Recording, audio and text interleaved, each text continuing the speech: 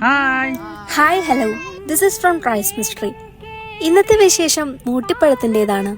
അങ്ങനെ കാത്തിരുന്ന് വീണ്ടും ഒരു മൂട്ടിപ്പഴം കാലം കൂടി വന്നെത്തിയിരിക്കുന്നു.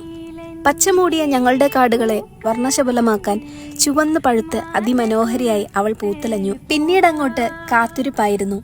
ഓരോ വാരവും അവൾ തന്റെ നിറം അന്വേഷിക്കുകയായിരുന്നു.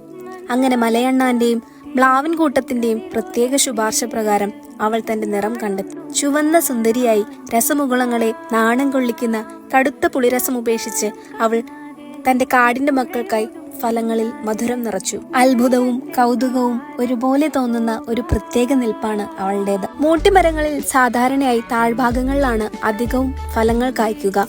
അതുകൊണ്ട് തന്നെയാണ് മൂട്ടിപ്പഴങ്ങൾ എന്നിവയ്ക്ക് പേര് വന്നതും. പക്ഷേ ചിലർ ഈ നിയമം ഒന്ന് തെറ്റിക്കാറുണ്ട്. മരത്തിന്റെ ഉയരങ്ങളിലേക്കും ഇവ ഉണ്ടാകാറുണ്ട്. പക്ഷേ തുടക്കം ഒന്ന് പാളി. ആദ്യം ജോയപ്പൻ ഒന്ന് ശ്രമിച്ചു. പക്ഷെ നിർഭാഗ്യവശാൽ മൂട്ടിമരത്തിൽ കയറാൻ സാധിച്ചില്ല.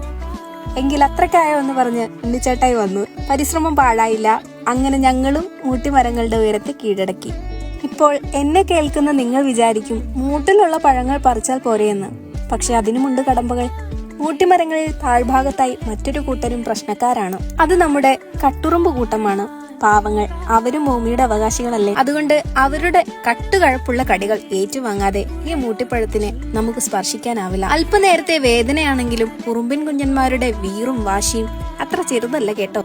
അങ്ങനെ അപ്പൂസും ഞങ്ങളുടെ കൂടെ കൂടി മൂട്ടിപ്പഴങ്ങൾ പറിക്കാൻ. അണ്ണാറക്കണ്ണനും തന്നാലായത്. കൂട്ടത്തിൽ അപ്പൂസിന്റെ അച്ചുമാമിയും. അപ്പൊ ഇത്രയേ ഉള്ളൂ. അങ്ങനെ കുറച്ചു നേരത്തെ പരിശ്രമങ്ങൾക്കൊടുവിൽ മൂട്ടിപ്പഴങ്ങൾ പറിച്ച് ഞങ്ങൾ തിരിച്ച് യാത്രയായി.